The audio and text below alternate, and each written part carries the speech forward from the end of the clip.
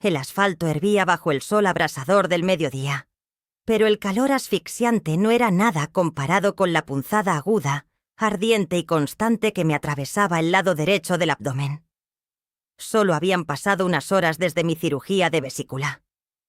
4 incisiones laparoscópicas frescas, escondidas bajo los apósitos y la tela holgada de mi vestido, tiraban de mi piel con cada respiración. Soy Elena. Tengo 65 años. Durante más de 3 décadas fui la directora administrativa de una de las clínicas privadas más prestigiosas de la ciudad. Pasé mi vida entera organizando el cuidado de los demás, gestionando crisis médicas, elaborando protocolos de atención y consolando a familias enteras en los pasillos helados de cuidados intensivos. Siempre tuve el control de la situación.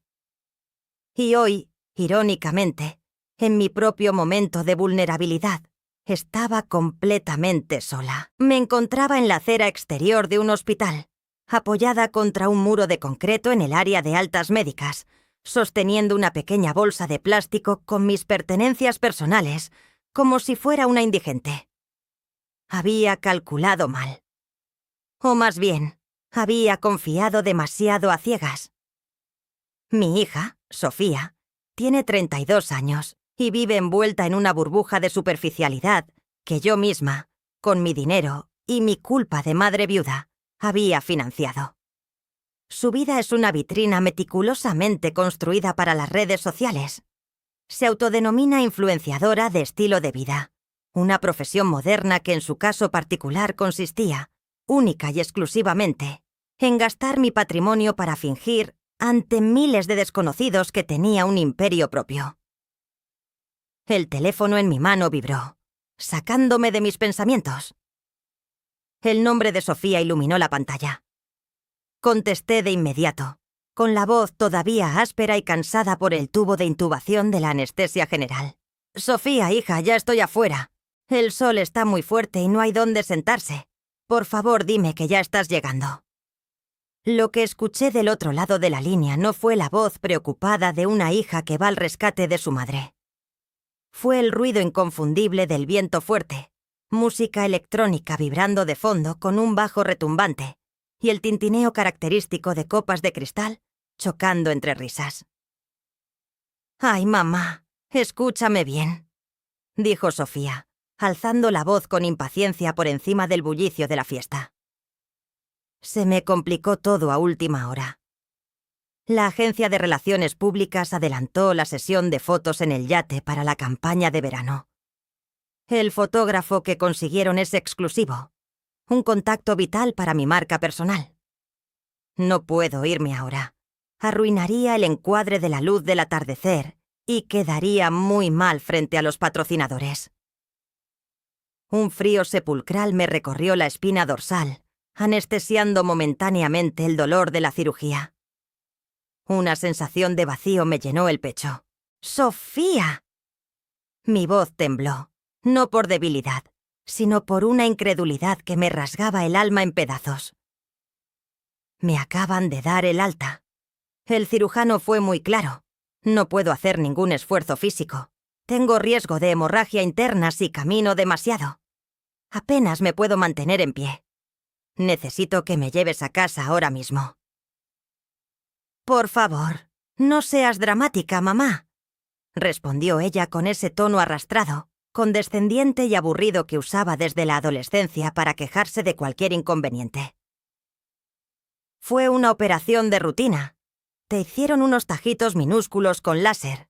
No es como si te hubieran abierto el pecho a corazón abierto. Eres exagerada. Pide un auto de lujo en Uber.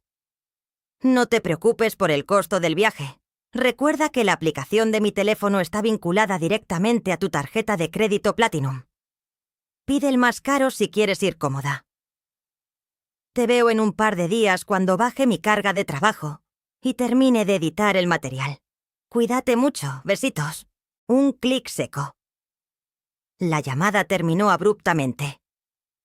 Me dejó ahí, en la calle, descartada con la misma facilidad con la que se deshacía de un accesorio de moda de la temporada pasada, simplemente porque la realidad de una madre enferma no encajaba en su estética perfecta de Instagram.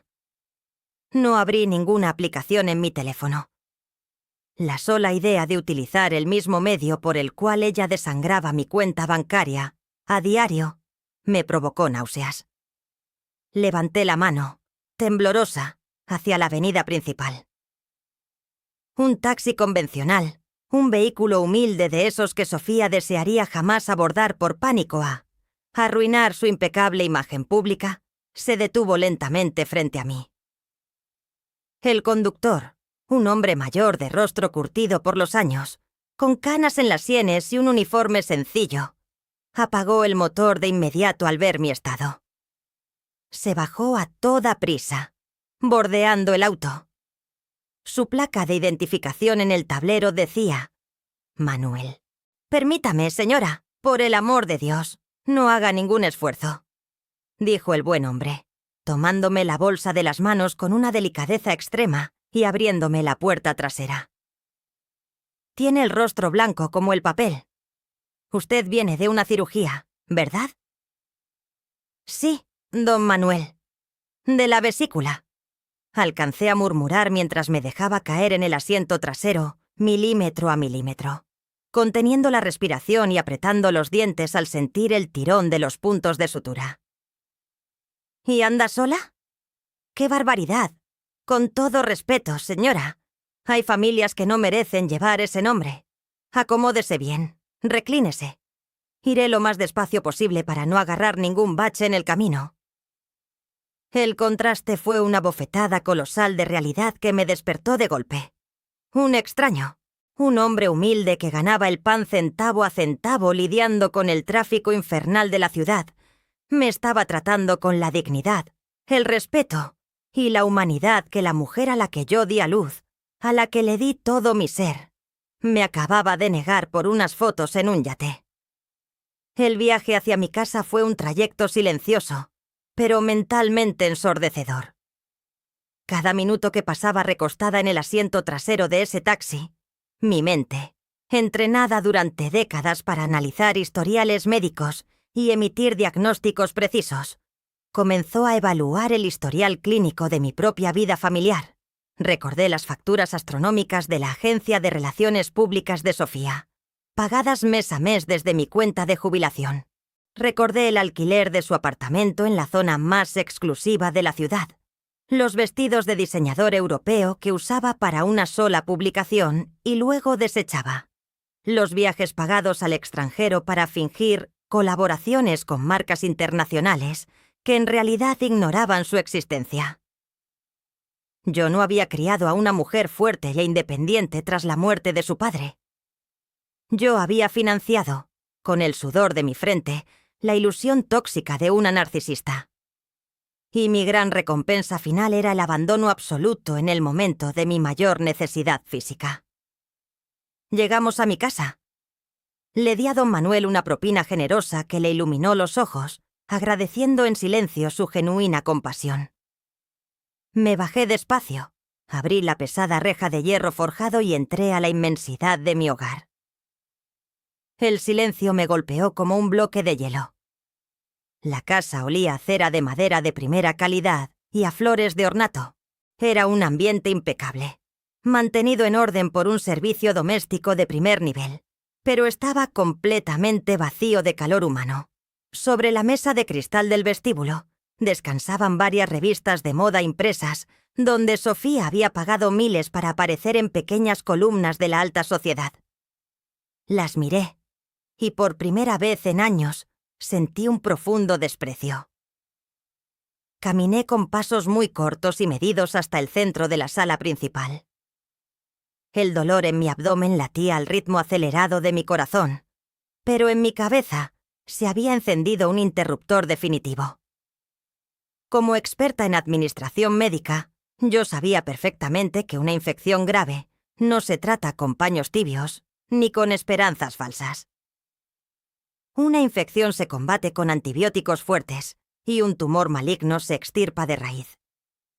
Se corta usando un bisturí afilado, por doloroso que sea el proceso de recuperación, porque la alternativa es dejar que el organismo completo muera lentamente. Y yo estaba muriendo lentamente.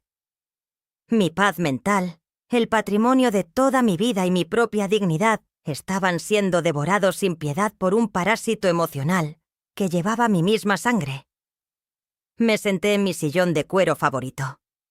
La vulnerabilidad de la paciente recién operada se esfumó en el aire de la sala.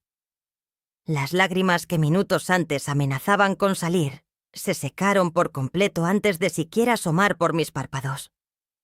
La madre complaciente, la viuda asustada que intentaba comprar desesperadamente el amor y la presencia de su hija, a base de transferencias bancarias ilimitadas, había expirado oficialmente en la acera ardiente de aquel hospital.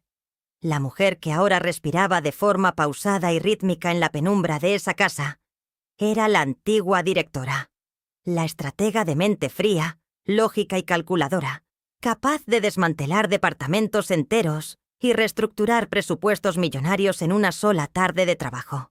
Sofía creía que el dinero brotaba mágicamente del aire, que su estatus de celebridad de Internet era intocable y que su madre estaría ahí para siempre, funcionando como un cajero automático ciego y sin sentimientos. Estaba tan equivocada.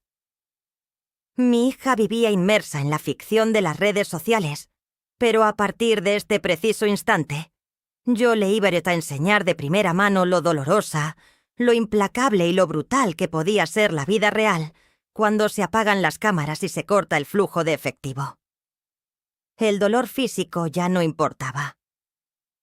Ahora era mi ancla, el combustible perfecto para no dudar. Alargué la mano hacia el teléfono fijo de mi escritorio de caoba. La operación de esta mañana había terminado exitosamente con el problema de mi vesícula, pero la verdadera intervención quirúrgica, la más importante de mi vida, apenas estaba a punto de comenzar.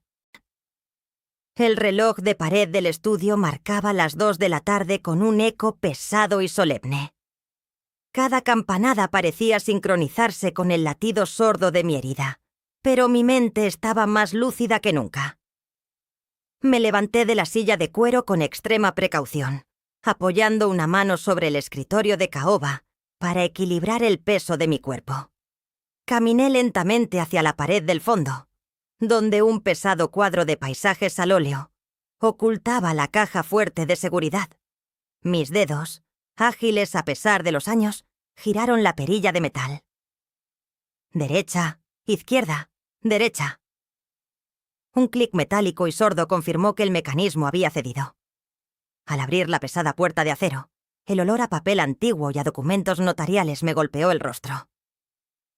Ahí, en esos estantes oscuros, descansaba el trabajo de toda una vida. El imperio silencioso que Alejandro, mi difunto esposo, y yo habíamos construido a base de guardias nocturnas, inversiones inteligentes y años de sacrificios interminables en el sector de la salud. Saqué una carpeta gruesa de color burdeos y la dejé caer sobre la superficie del escritorio. Al abrirla, la realidad de los números se desplegó ante mis ojos en blanco y negro. Títulos de propiedad, estados de cuenta de fondos de inversión, certificados de depósitos a plazo fijo. Era una cantidad de dinero que garantizaba no solo una vejez dorada para mí, sino una vida entera de comodidades para Sofía. Ella no conocía la cifra exacta, pero sabía que era suficiente para no tener que preocuparse jamás por las facturas. Hasta hoy. Levanté el auricular del teléfono fijo. Mis movimientos eran precisos, carentes de cualquier duda o temblor emocional. Marqué la extensión directa del despacho de Roberto Fernández, el director de la sucursal bancaria privada, que manejaba nuestras cuentas desde hacía más de 2 décadas. Roberto conocía a mi familia, conocía el legado de Alejandro, y lamentablemente conocía los ridículos excesos de Sofía. Oficina del director Fernández. Buenas tardes, contestó su secretaria de inmediato. Buenas tardes. Habla la doctora Elena Vargas. Necesito hablar con Roberto con carácter de extrema urgencia. Doctora Elena, por supuesto. Un momento, por favor. La música de espera no duró ni 10 segundos. Elena, qué alegría escucharte. La voz cálida de Roberto resonó en la línea. ¿No se suponía que te operaban esta misma mañana? ¿Cómo salió todo? Te escucho con mucha fuerza. Salió perfecta, Roberto. Gracias por preguntar. Respondí con un tono de voz gélido, profundamente profesional, exactamente el mismo que utilizaba cuando un médico residente cometía una negligencia imperdonable en los pasillos de mi clínica. La cirugía fue un éxito absoluto. De hecho, me extirparon algo que me estaba envenenando desde hacía mucho tiempo, y de paso, he recuperado la visión con una claridad asombrosa. Roberto, siendo un hombre de negocios astuto e intuitivo, captó el cambio drástico en mi tono al instante. Su voz perdió la jovialidad y adoptó una postura de alerta corporativa. Entiendo. ¿En qué te puedo servir, Elena? Tú dirás. Necesito que te ejecutes 2 órdenes inmediatas e irrevocables en mi portafolio, Roberto. La primera. Quiero que congeles y canceles definitivamente la tarjeta de crédito Platinum adicional vinculada a mi cuenta principal. La terminada en 4, 5, 8, 9. La que está a nombre de Sofía. Hubo un silencio pesado al otro lado de la línea. Roberto sabía perfectamente el nivel de gasto obsceno que esa tarjeta registraba mensualmente en restaurantes de lujo, tiendas de diseñador y salones de belleza. Elena, ¿estás completamente segura? Si la cancelo ahora mismo desde el sistema matriz y ella está intentando usarla, la transacción será rechazada en el acto por sospecha de fraude o fondos insuficientes. Puede ser una situación sumamente incómoda para ella si está en público. Esa era exactamente la intención.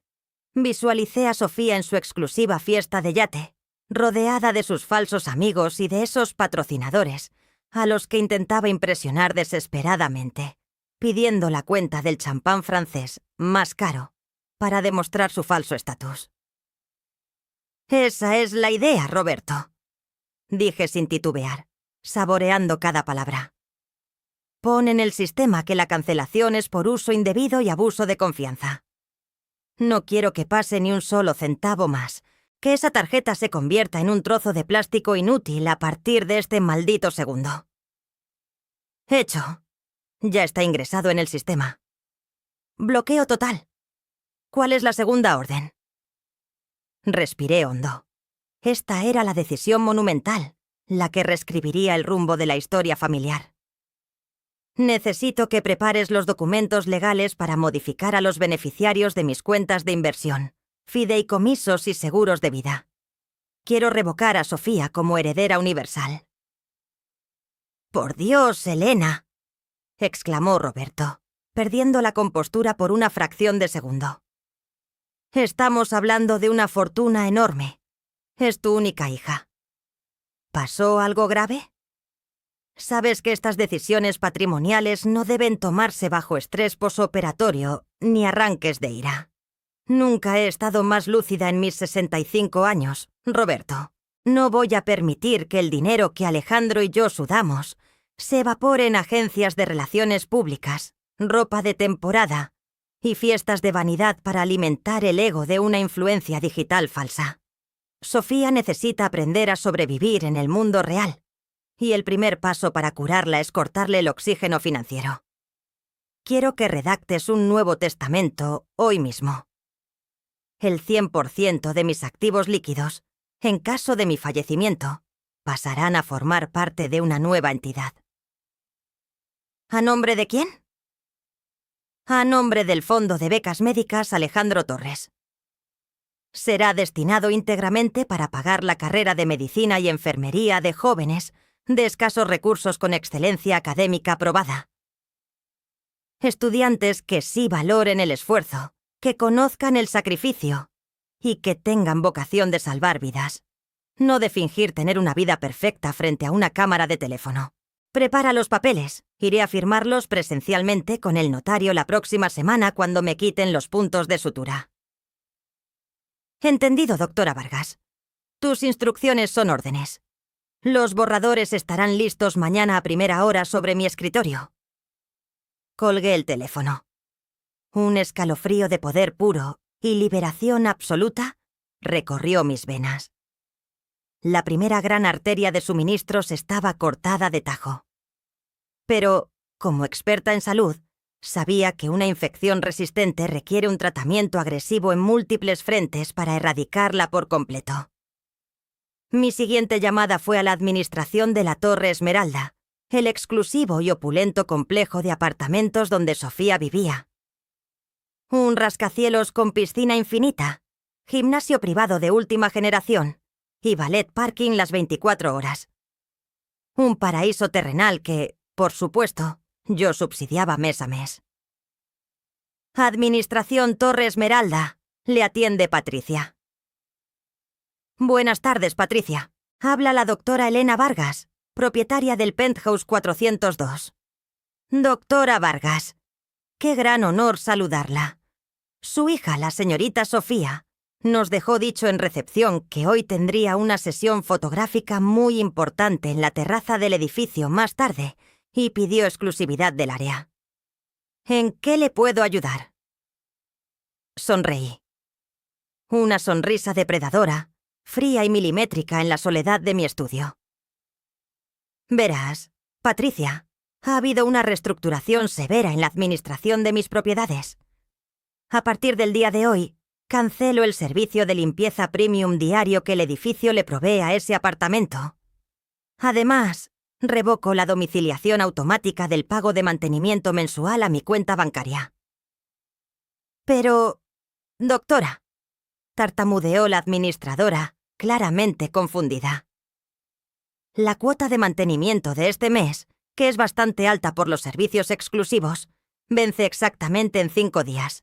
Si no se cubre el pago en su totalidad, el reglamento interno nos obliga a desactivar las tarjetas de acceso magnético de los residentes a las áreas comunes, a los ascensores principales y a la barrera del estacionamiento.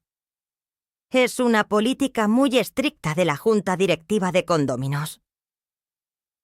Conozco perfectamente el reglamento, Patricia. Fui yo misma quien lo aprobó y firmó cuando compré la propiedad al contado. Por lo tanto, te instruyo formalmente a que le entregues la factura de cobro, impresa en papel, directamente en la mano a la señorita Sofía. Infórmale que la propietaria ha delegado esa responsabilidad financiera al ocupante del inmueble. Ella tendrá que cubrir esos gastos con sus propios ingresos. Si no paga a tiempo, te exijo que procedan a bloquearle el acceso con total apego a las normas del edificio. No habrá ninguna queja ni intervención de mi parte. Como usted ordene, doctora Vargas. Haremos llegar la notificación al penthouse esta misma tarde por debajo de la puerta. Dejé el auricular sobre la base de madera. La maquinaria pesada estaba en marcha. Cada engranaje de la vida lujosa, consentida e irreal de Sofía, estaba programado matemáticamente para colapsar en cuestión de horas. Ella creía firmemente que su imperio digital la hacía intocable, superior al resto de los mortales, pero ignoraba por completo que los cimientos de su castillo de cristal estaban construidos directamente sobre el sudor de mi frente y el saldo de mi cuenta de cheques. Me senté en el sofá de mi estudio y cerré los ojos, respirando despacio. El dolor físico de las incisiones en mi abdomen seguía allí, punzante, exigiendo atención médica básica, pero el dolor del alma, esa decepción aplastante de haber sido desechada como basura en la acera, había comenzado a anestesiarse bajo la fría e implacable capa de la justicia. Había cerrado el grifo de la abundancia. El sol de la tarde comenzaba a descender, bañando las paredes de mi casa con una luz anaranjada y cálida. Sabía perfectamente que la bomba de tiempo estaba a escasos minutos de estallar. En algún lugar de la ciudad, tal vez en la cubierta de madera de ese yate de lujo, rodeada de cámaras de alta resolución y sonrisas ensayadas, Sofía estaba a punto de pedir la cuenta. Estaba a punto de entregar esa tarjeta brillante de metal con su habitual arrogancia, esperando el pitido de aprobación automática para seguir siendo la reina de su fantasía. Pero esta vez, la pantalla del terminal de pago parpadearía en rojo fuego. Esta vez, la humillación sería pública. Esta vez, el mundo real le mostraría los dientes sin piedad. Y yo estaría aquí, sentada en la cabecera de mi mesa, esperándola pacientemente para darle la bienvenida al infierno de los adultos que tienen que trabajar para comer. Los meses que siguieron a aquella noche de tormenta silenciosa fueron una revelación brutal para ambas. El otoño llegó a la ciudad, barriendo las hojas secas de los árboles con la misma crudeza con la que la realidad barrió las fantasías de mi hija. Mi cicatriz física se cerró por completo, transformándose en una fina línea blanca sobre mi piel, un recordatorio perenne de la incisión que me salvó la vida en más de un sentido. No supe de Sofía directamente durante las primeras semanas. El silencio entre nosotras era un abismo oscuro y profundo. Sin embargo, en la era digital y teniendo contactos estratégicos, no necesitaba hablar con ella para presenciar su caída en picada. El castillo de naipes se derrumbó con una velocidad que habría sido cómica si no fuera tan trágica. Roberto, el director del banco, me mantenía informada de los intentos fallidos de usar tarjetas canceladas que poco a poco fueron cesando. La administración de la Torre Esmeralda me confirmó, con un tono mezcla de sorpresa y lástima, que la señorita Sofía había organizado una venta de garaje a puerta cerrada. Estaba rematando sus bolsos de diseñador, sus zapatos de edición limitada y sus abrigos de piel para poder cubrir la cuota de mantenimiento y evitar que le cortaran el servicio de agua potable. Su imperio digital también colapsó. Sin la inyección mensual de mi capital, la agencia de relaciones públicas la abandonó de inmediato. Los patrocinadores que supuestamente la amaban desaparecieron en el instante en que ella no pudo costear las producciones fotográficas de alto nivel. Sus falsos amigos, aquellos que brindaban con ella en yates alquilados, dejaron de invitarla cuando se hizo evidente que Sofía ya no podía pagar la cuenta de las botellas de champán. El mundo del Internet es implacable. Si no brillas, te vuelves invisible. Y Sofía se estaba apagando. Un martes por la tarde, me enteré por un antiguo colega que Sofía había sido vista en el distrito comercial, haciendo fila con una carpeta de cartón bajo el brazo. La mujer, que antes despreciaba a los empleados de servicio, tuvo que tragar su orgullo, guardar su soberbia en un cajón y salir a buscar trabajo. Con un currículum que solo mostraba un título universitario sin experiencia práctica y varios años como creadora de contenido. Las puertas de los puestos gerenciales se le cerraron en la cara una tras otra. Terminó aceptando un puesto como operadora en el centro de atención al cliente de una compañía de telecomunicaciones. Su turno era de 9 horas diarias, sentada en un cubículo gris bajo la luz opresiva de lámparas fluorescentes, usando unos auriculares de plástico barato. Su voz, que antes utilizaba para exigir exclusividad en restaurantes con estrellas Michelin, ahora se dedicaba a repetir guiones monótonos y a recibir los gritos y quejas de clientes enfurecidos que le reclamaban por fallas en su servicio de Internet. El karma, pensé al enterarme, tiene un sentido del humor exquisitamente cruel. Mientras Sofía descendía a las trincheras del mundo laboral, yo experimentaba mi propia metamorfosis. La casa, libre de la tensión constante y de las exigencias económicas, se convirtió en un santuario de paz. Pero no me quedé de brazos cruzados. Una mente acostumbrada a dirigir hospitales no puede simplemente sentarse a tejer. Puse en venta el auto deportivo descapotable. Con ese dinero, compré un sedán híbrido, modesto y eficiente, y el resto lo doné discretamente al fondo de becas que llevaba el nombre de Alejandro. Luego, tomé una decisión que me devolvió el pulso de la vida. Me inscribí como voluntaria principal en el Centro Comunitario San Rafael, ubicado en un barrio de clase trabajadora al sur de la ciudad. Allí, mi experiencia como administradora médica y especialista en salud fue recibida como un milagro. Empecé a organizar dispensarios gratuitos para los ancianos del barrio. Revisaba sus expedientes, les explicaba con paciencia cómo debían tomar sus medicamentos para la hipertensión o la diabetes, y me aseguraba de que el sistema de salud pública no los ignorará. Una mañana, una mujer de 70 años llamada Doña Carmen, con las manos deformadas por la artritis, se acercó a mi escritorio en el centro. Me trajo un pequeño frasco de mermelada de higos hecha por ella misma. Lloraba mientras me agradecía por haber detectado una interacción peligrosa en las pastillas que le habían recetado en la clínica del gobierno. «Doctora Elena», me dijo, apretando mis manos con una fuerza sorprendente. «Si usted no revisa esos papeles, yo no amanezco. Que Dios le multiplique la vida. Usted es un ángel para nosotros». El nudo en mi garganta fue tan grande que apenas pude agradecerle. Sostuve ese frasco de mermelada casera como si fuera el trofeo más valioso del mundo. Valía infinitamente más que cualquier regalo costoso que Sofía me hubiera comprado alguna vez usando mi propia tarjeta de crédito. En ese centro comunitario, rodeada de paredes con pintura descascarada y sillas de plástico, encontré un respeto genuino, un propósito real y un amor que no estaba condicionado a mi cuenta bancaria. La ironía de nuestras vidas era poética. Mi hija, que había vivido obsesionada con la validación de miles de extraños en Internet, ahora era una empleada anónima y maltratada en un centro de llamadas. Yo, que había vivido en la sombra como su proveedora silenciosa, era ahora el pilar respetado y amado de una comunidad entera. Fueron meses duros. No voy a mentir diciendo que no sufrí.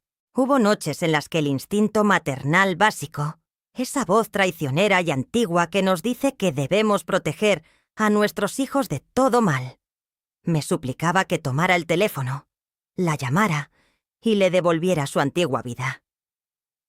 Imaginaba sus pies hinchados, su cansancio, su desesperación al ver los números rojos en su estado de cuenta a fin de mes. La culpa intentaba filtrarse por las grietas de mi determinación. Pero entonces recordaba el sol abrasador en la acera del hospital. Recordaba la voz vacía ordenándome tomar un Uber mientras yo sangraba bajo la blusa. El amor a veces requiere mantener la mano firme dentro del fuego, soportar la quemadura propia para forjar el carácter del otro. Estaba aplicando la medicina más amarga de todas, pero era la única cura posible.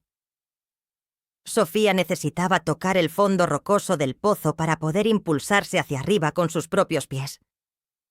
Y así pasaron 8 largos meses. El invierno comenzó a ceder su lugar a los primeros vientos de la primavera, trayendo consigo la promesa de nuevos comienzos. Yo estaba en la cocina una tarde de sábado, preparando una taza de té de manzanilla, escuchando música clásica, cuando el sonido del timbre rompió la calma de la casa. No era el giro violento de unas llaves, porque había cambiado las cerraduras la misma semana que ella se fue. Era un toque tímido, vacilante. Me acerqué a la puerta, miré por el monitor de seguridad y mi corazón dio un vuelco inesperado. Ahí estaba ella, Sofía. Pero la mujer que esperaba en el porche ya no era la estrella de Internet que había salido huyendo de mi casa, jurando odio eterno. El momento de la verdad, el resultado de mi brutal intervención quirúrgica al alma de mi hija, estaba a punto de revelarse. Abrí la puerta. La pesada puerta de roble se abrió con un crujido suave, revelando a la mujer que aguardaba en el umbral. Por un segundo, mi mente de madre buscó instintivamente a la Sofía de siempre. La del cabello perfectamente estilizado en salones de lujo. La de los vestidos de seda esmeralda y la actitud de quien siente que el mundo entero le debe pleitesía. Pero esa Sofía ya no existía. La persona parada frente a mí llevaba unos pantalones de mezclilla desgastados por el uso real, no por el diseño de una marca costosa. Vestía un suéter gris sencillo y tenía el cabello castaño recogido en una coleta práctica y sin pretensiones. No había rastro de maquillaje pesado, solo unas ojeras profundas que hablaban de madrugadas frías y transporte público abarrotado. Sus manos, antes adornadas con manicuras de gel que costaban lo que una familia gasta en comida a la semana, ahora lucían uñas cortas y al natural. Se veía exhausta, más delgada, despojada de toda su armadura de vanidad. Pero, curiosamente, también se veía más hermosa, más humana. Se veía real. «Hola, mamá», dijo con una voz suave, casi tímida. No había exigencias, no había histeria. «Hola, Sofía. Pasa, por favor», respondí, haciéndome a un lado. Entró a la casa mirando a su alrededor, como si entrara a un templo que había profanado en el pasado y al que ahora regresaba con respeto. Fuimos hacia el comedor, el mismo escenario donde 8 meses atrás se había librado nuestra gran batalla campal. Nos sentamos frente a frente. El silencio se instaló entre nosotras, pero esta vez no era un silencio cargado de pólvora, sino de expectación. Sofía abrió su bolso de lona, un bolso común y corriente, y sacó un pequeño paquete envuelto en papel artesanal. Lo deslizó sobre el cristal de la mesa hacia mí. Vi esto en una pequeña tienda cerca de la estación del metro cuando regresaba de mi turno. Comenzó a decir, bajando la mirada hacia sus manos entrelazadas sobre su regazo. «Es té de manzanilla silvestre con lavanda. Recordé que era tu favorito para relajarte después de los turnos largos en la clínica. Lo compré con mi sueldo de esta semana. Sé que no es una langosta ni un gran regalo, pero quería traerte algo». Miré el pequeño paquete de papel. Costaba, quizás, un par de monedas. Pero el peso emocional de ese objeto era incalculable. Era la primera vez en 32 años que mi hija me compraba algo con dinero ganado por su propio esfuerzo, con dinero que le había costado horas de lidiar con clientes groseros y dolor de espalda en una silla de oficina barata. «Gracias, sí, Sofía. Lo aprecio muchísimo. Lo prepararé esta misma noche», dije, sintiendo cómo el bloque de hielo que había recubierto mi corazón durante meses comenzaba a derretirse lentamente. Ella sintió, tragando saliva. Levantó la vista y me miró directamente a los ojos. Había una madurez nueva en su expresión, una crudeza que solo el trabajo duro y la adversidad pueden cincelar en el rostro de una persona. «Mamá, no vine a pedirte dinero», se apresuró a aclarar, como si leyera mis pensamientos. «De hecho, logré renegociar el contrato de arrendamiento del penthouse. Me mudé a un departamento mucho más pequeño, un estudio en un barrio de clase media. Y sigo en el centro de llamadas. Me acaban de hacer supervisora de área por llegar temprano todos los días». «Me alegra escucharlo. El trabajo honesto nunca debe ser motivo de vergüenza», respondí, manteniendo un tono neutral pero cálido. «Vine porque necesitaba verte. Y porque necesitaba decirte algo que he estado guardando desde hace mucho tiempo». Su voz tembló por una fracción de segundo, pero se obligó a mantenerse firme. Tenía razón, en todo. Fui un monstruo de egoísmo. Vivía tan obsesionada con impresionar a gente que ni siquiera me conocía en Internet, que fui capaz de dejar a la única persona que daba la vida por mí tirada en la calle, sangrando después de una cirugía. Una lágrima solitaria rodó por su mejilla, pero no hizo ningún intento de limpiarla o de hacer un drama de ello. Era un llanto silencioso de genuino arrepentimiento. El primer mes en ese cubículo, recibiendo insultos de extraños por teléfono durante 9 horas al día, quería morir. Continuó. Pero un día, mientras me dolían los pies esperando el autobús en la lluvia, me di cuenta de algo. Me di cuenta de que tú hiciste eso, y cosas mucho peores y más agotadoras en el hospital, durante más de 30 años. Aguantaste turnos de noche, médicos arrogantes y dolor físico, solo para que yo pudiera vivir como una princesa que no valoraba nada. Perdóname, mamá, fui la peor inversión de tu vida. Cerré los ojos por un instante, absorbiendo cada palabra. Esta era la cirugía exitosa. Este era el tejido sano creciendo donde antes había putrefacción. El perdón no se pide con palabras, Sofía, se demuestra con hechos. Le dije con voz serena, recargándome en la silla. Y lo que has hecho estos últimos 8 meses es la mejor disculpa que podías darme. Has demostrado que tienes la fortaleza que tu padre y yo siempre supimos que tenías, pero que la comodidad había anestesiado. La miré fijamente, decidiendo que era el momento de revelar la última carta de mi estrategia. Hace unos meses te dije que te había desheredado por completo, que todo mi dinero iría al fondo de becas médicas Alejandro Torres. Sofía asintió resignada. Y está bien, mamá. Ese dinero hará mucho más bien ahí que en mis manos comprando zapatos inútiles. No te conté toda la verdad, la interrumpí, haciendo que levantara la vista de golpe, confundida. Es cierto que el fondo de becas es ahora el beneficiario principal, pero Roberto Fernández y yo redactamos una cláusula adicional, un fideicomiso condicionado, oculto en el testamento. Sofía me miraba sin parpadear, conteniendo la respiración. El dinero no se ha esfumado, Sofía. Está invertido y sigue creciendo. Pero las reglas del juego cambiaron. El fideicomiso estipula que si tú demuestras independencia financiera, si mantienes un trabajo estable y un historial crediticio limpio por ti misma durante un periodo ininterrumpido de 3 años, ese fondo se activará a tu favor. Los ojos de mi hija se abrieron desmesuradamente. Pero no será un fondo para comprar ropa ni pagar fiestas, aclaré de inmediato, levantando un dedo con severidad. Será un capital semilla. Dinero destinado única y exclusivamente para financiar un plan de negocios real, auditable y estructurado.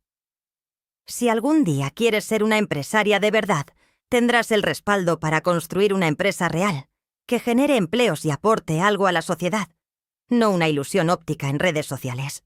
Sofía se llevó las manos al rostro y rompió a llorar, esta vez con sollozos audibles que sacudieron sus hombros. No lloraba por el dinero recuperado, lloraba por el mensaje implícito. Su madre, la mujer a la que tanto había lastimado, jamás dejó de creer en su potencial. Yo no la había destruido por odio, la había derribado para obligarla a reconstruirse sobre cimientos de roca y no de arena.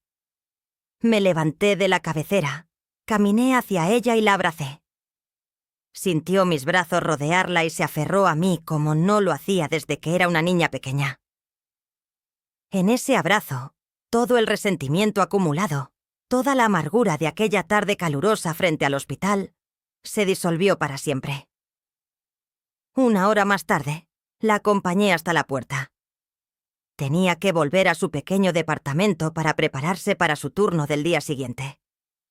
Nos despedimos con un beso en la mejilla. Un gesto sencillo, pero cargado de un amor nuevo, maduro y basado en el respeto mutuo. La vi caminar por la acera hacia la estación, con paso firme, llevando su bolso de lona con la dignidad de una mujer trabajadora. Regresé al interior de mi casa. Fui directamente a mi habitación. Sobre la cama matrimonial, abierta de par en par, descansaba mi maleta de viaje.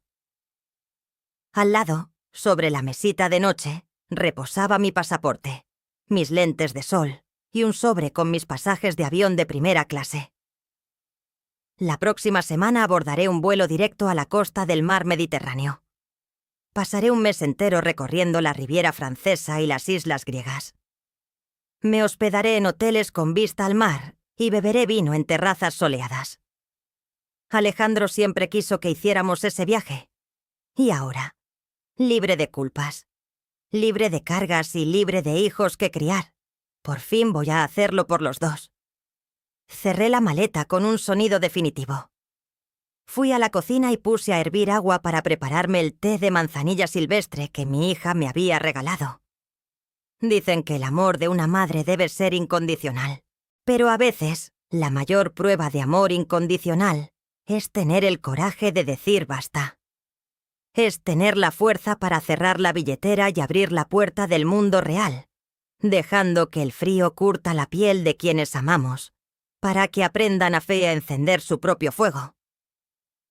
Yo sobreviví a mi cirugía. Y Sofía, para mi infinito orgullo, sobrevivió a la suya. El sol finalmente brillaba sin nubes en el horizonte de mi vida. Y por primera vez en 65 años, el futuro me pertenecía por completo.